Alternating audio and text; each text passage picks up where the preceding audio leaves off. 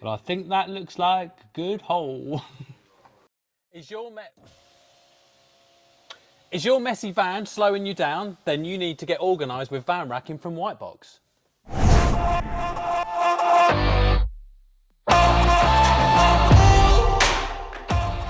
Everyone, Mark here. Welcome to Inside Wildbox. Today in the workshop, we've got this Transit L2H2. This is a repeat customer that works in the water treatment industry.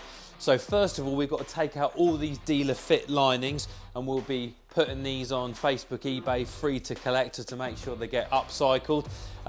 We're going to be putting in a polyurethane lining, floor and wall linings. It's going to be fully sealed because they're going to get water in here. If there's any spillages, we don't want that seeping into the wood. We're then going to put Edström 470 wide racking in here. We've got some drop fronts on here. We've got some racking on this side with a special pull-out tray for their water treatment sample.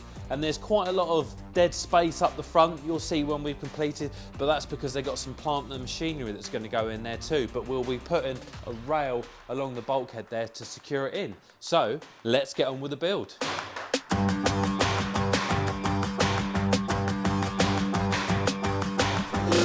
Lining's out, floor's out, but we can see that the dealer, when they installed the ply floor, went a little bit overexcited with some of the sealant, and if we try and fit this new floor over the top of this, it's all going to foul up on this sealant. So we're just taking some time to cut out all the old sealant, all the last remnants of the old floor, ready for a nice shiny new one.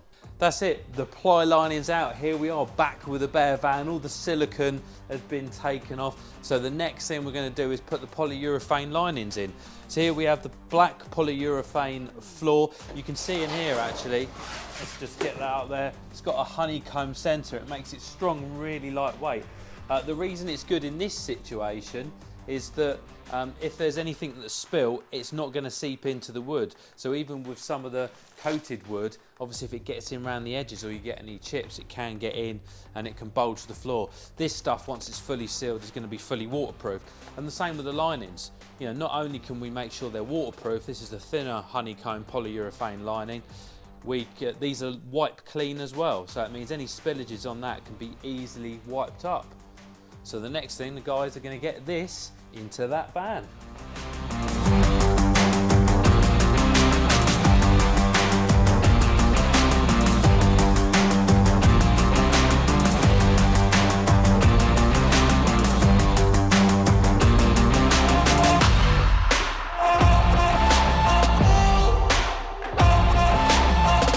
We've fully sealed all of the liner and the floor so that they can get wet everywhere without damaging the van. Today's install is going to be Edström racking, which is the grey stuff that you can see behind me here.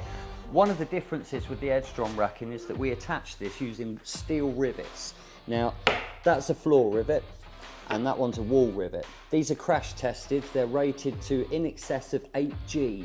If you manage that in a tradies vehicle, you're really flying. Something that people overlook though is the cost of these. Just as a ballpark, that bucket of rivets there is about 400 quid's worth. That's important. It sounds expensive for what they are, but it's really important because the crash rating depends on these rivets, which is why we only use these ones provided by Edström. The Edström racking arrives to us in flat pack form on a pallet. So the first thing we do is assemble it all together as per the customer's design. Once it's all assembled, we're ready to get it in the vehicle. Today we're going to be installing a floor vent. That looks like this. So we use a hole saw, cut a hole straight through the floor of the vehicle, and that mounts in there nicely. For this customer, that's going to be for the water runoff and also to keep the air flowing through. In order to keep the air flowing through, we also need a vent in the roof. And we use these Flettner rotor vents. They're very, very compact, nice and slimline, so they're not going to affect the height of your vehicle for getting into tight spaces. They're also, they come with a vent on the inside that you can close and open, so they're optional. They're fantastic and they look great on as well. What it does is guarantee the airflow so that moisture doesn't build up inside there, because we know there's going to be a lot of wet equipment in this vehicle, and that will maintain the longevity of the vehicle. Some of the challenges that we face when we're installing things like vents means that we need to cut through the skin of the vehicle. Now obviously you get one shot at that. If it goes wrong, the vehicle needs repairing, which is not good news for us or for our customer. So we're going to be really careful about how we position this. We need to make sure that we've checked underneath the vehicle to make sure we're not going to conflict with anything mechanical or anything that's essential to the structural integrity of the vehicle, which is a big sentence that basically means if I drill a hole in the wrong place, it won't be as strong as it was before. That's the floor vent. The challenges we face with the roof vent are very similar. We've got cross members that run across the top of the roof of the vehicle, and they're structural. They're really, really important. So we need to make sure that we measure really carefully. They say measure twice, cut once, but we're going to measure 4 times so that we know that we cut once absolutely right and position this exactly where it needs to be. So here we are just about to cut a giant hole in the van. So this is why we've got this moody look. Are we going to get it in the right place? Hey, no, look, we really know what we're doing. Morgan just wanted a moody shot. We're going to do some measurements on here. We're going to make sure this is fitted in the right place. Now, it's really important for this vehicle. This is going to be carrying, they do water treatment and water testing. So it's going to be quite a lot of dampness in here, and that's why we've got the sealed floor and the sealed linings. But what we're also going to do is fit a roof vent. Now, the roof vents you might have seen, they spin around. They're not really much good unless you can get a draft. It's a bit like when you open a window in the front of your house and your back of your house, you get a through draft. So what we're going to do is fit the floor vent over here to draw air up through, and then we need to fit the roof vent as far away as possible, so we're going on a diagonal, and that will give us the maximum draw of air through the vehicle and make sure we keep the smells and the dampness down. So before we get started drilling a massive hole in the van, talking of no dramas, we really do know what we're doing.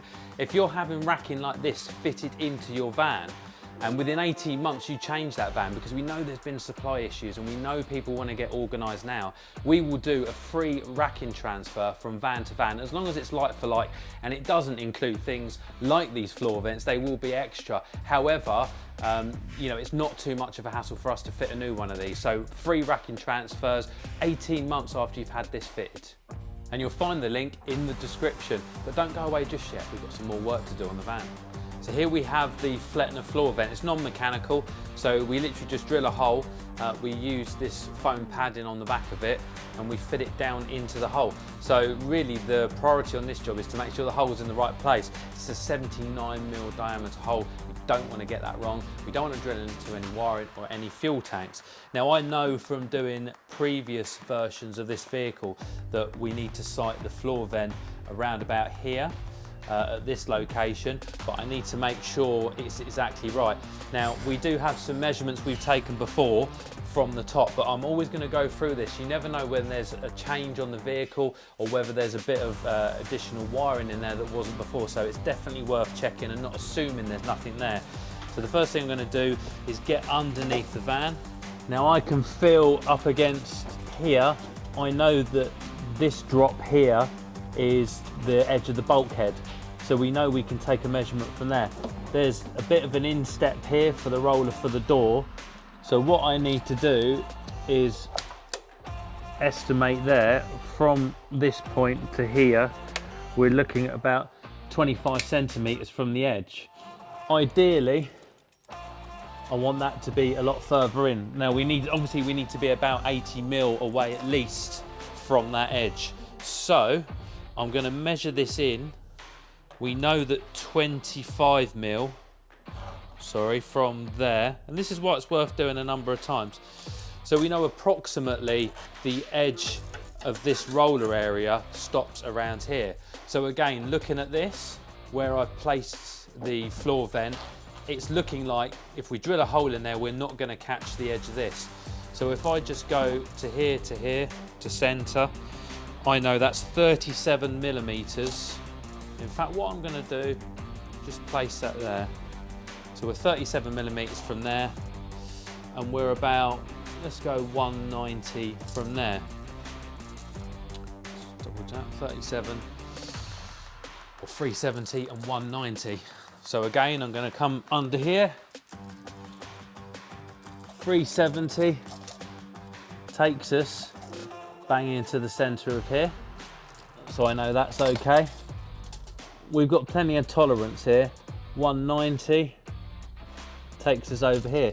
So the centre of our drill should come down around about this point. Now I know obviously that's going to be 40 mil either side, so it's a diameter. We're in a good location where we are. What I'll do as a final check, I will get a drill bit and I will drop it down into the centre, because if we are in the wrong place or we do need to move, we've only drilled a small drill rather than an 80 mil hole. So I'm going to put another drill bit on here and whack it down. Right, so we've got this centred here. I'm going to put my drill in the centre of the hole here. And I'm through. So we've only drilled a small hole. You know, if we needed to move a little way the other side, this whole chunk's going to be taken out. But I know from the measurement we're going to be in a good place. But I'm just going to stick my head underneath, see where that hole is. So that's brilliant. We know that's in the right place, and we know that our centre drill is going to hold. It's really important we get this because we don't want too much of a wobble with the hole saw. So what we're going to have to go through first, this is almost going to be in 2 stages. We've got to cut out a bit of the floor first. So I'm going to go down my centre hole, slowly in with the drill. Whoa, you see they really kick. Okay, that feels to me like we're nearly through. Not quite. Right. Now actually, I need to go and get a screwdriver because we're already cutting through the metal. It looks like because of this floor being composite, it's different to wood. It's not actually pulling a chunk out the middle, so I'm going to keep going.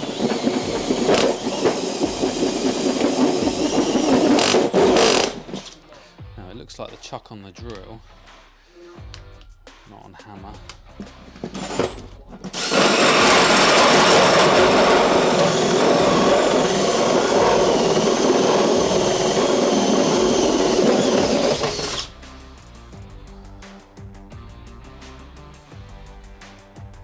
I reckon that's a good hole. So now we've cut a lovely big hole in the van. It's in a perfect place. I couldn't have wanted it better. We just need to sweep the area a bit just so we got nothing around there. The next thing we're going to have to do is put rust shield, made especially for the job, onto the metal underneath. In fact, before I do that, I'm just going to take off the burrs around the metal. Do the same from underneath.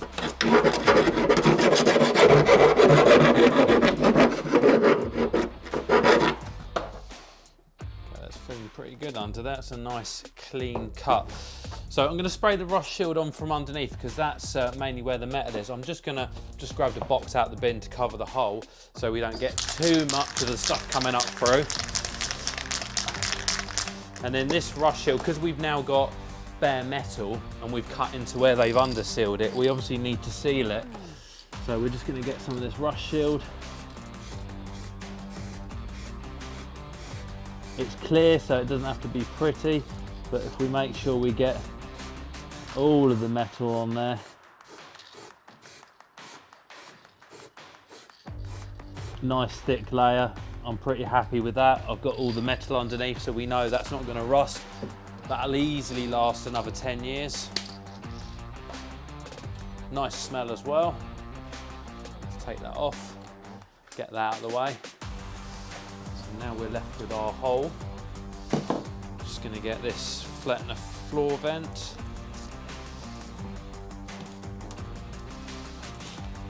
Put it on that side. Make sure it's nice. Now this has got a kind of water trap on the bottom. We want to face that away from the front of the vehicle. If we ever go in that way and we get spray and rain, it's going to come up in underneath. Right, these don't normally come off. I suppose it's great when you're on camera. It actually works. Okay, so we're going to face that towards the back of the van. Going to drop it down into the hole.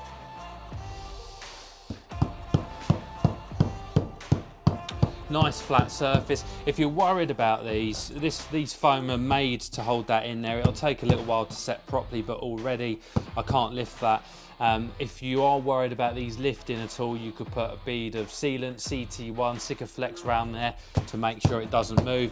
We haven't had any issues with these using the standard foam. As long as they're clean and pressed down properly, we shouldn't have a problem. But there's always the option to put an extra bead of sealant. And that's something we do when we fit the roof vents. To stop water getting in, we do stick an extra bead of CT1 around that to make sure they're very watertight, and you'll be able to see that very shortly.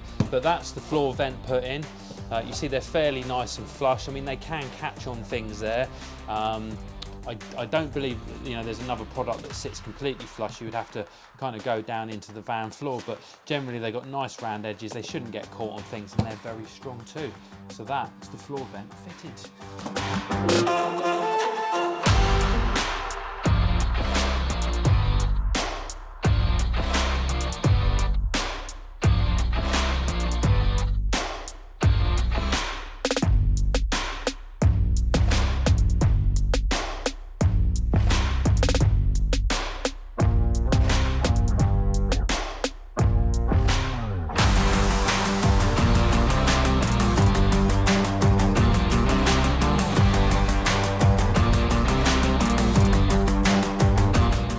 So we've got the wiring in here now. You can hear the bonger going off in the cab because we've got the light switch disconnected.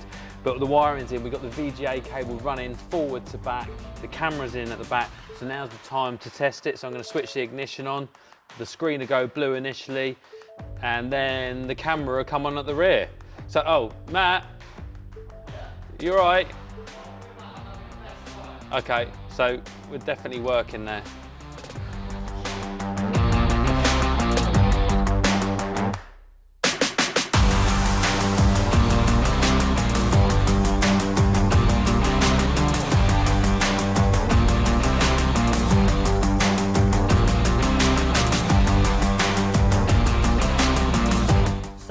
Because the crew that use this vehicle are doing dirty work, they're going to get messy hands. We're going to be installing this lovely Teal HandemanXtra. There's a reservoir in the top there, and it's heated. I won't pull that bit down because you have to jiggle it. So you can see we've already run the cables in there, and I've cut out a backboard so that it's nice and secure. This will mount over the top of the OE panel on its backboard, and then our crew can pull that down and wash their hands at any time they choose.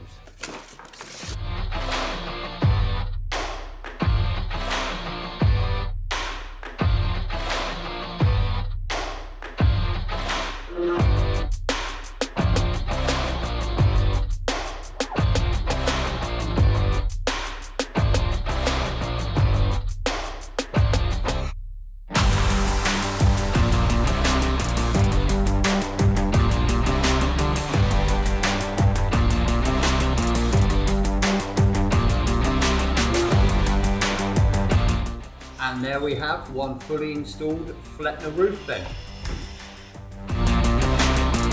So the next thing to do is to install this Ring Automotive LED beacon. That's going to sit on top of the vehicle. The good news is it's a single post install, which means we've only got to drill one hole.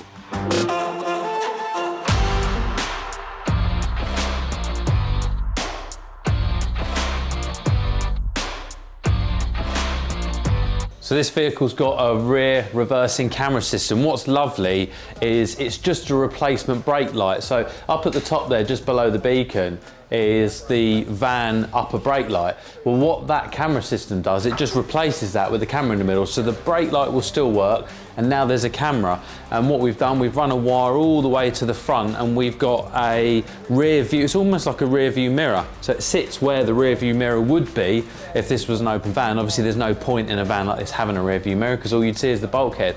So now it acts as a rear view. You can hook these up in a number of ways. You can have them so they just come on when you go into reverse, or as the customer requested on this one, it's on when the ignition's on. So it means that you can constantly see around you, giving almost a 360 vision. So that's in there now, that's connected up to the ignition. That will come on as soon as the ignition's turned on. We've also got The beacon's in now. There's a few wires to connect up, but I've got the switch in the cab.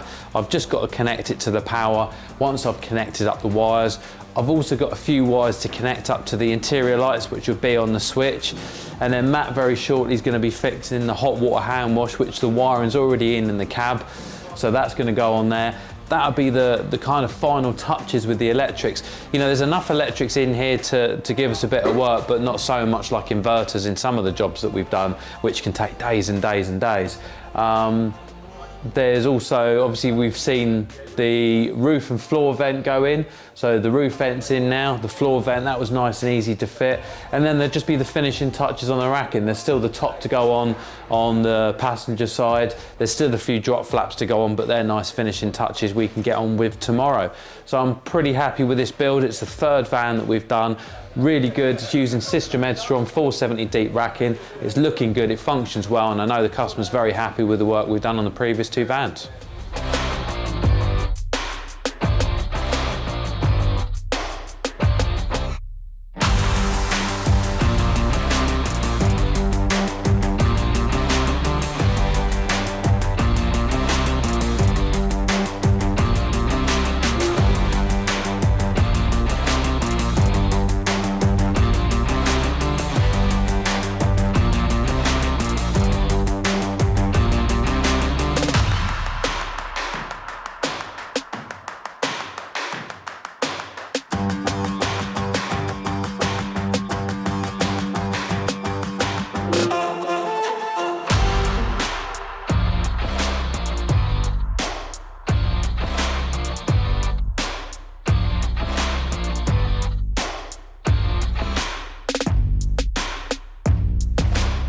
Don't forget to leave a like and subscribe, and soon we'll be starting our Wildbox van conversion. Now, have you converted a van? What are those compromises that you had to take? Did you have a shower in there? Did you have a toilet? Because these are all things that we've got to consider. So leave it in the comments below. Also, you'll see a link to our new Wildbox van YouTube channel where you can follow the journey along the way. So thank you for tuning in. Thank you for subscribing. We'll see you again in the next video.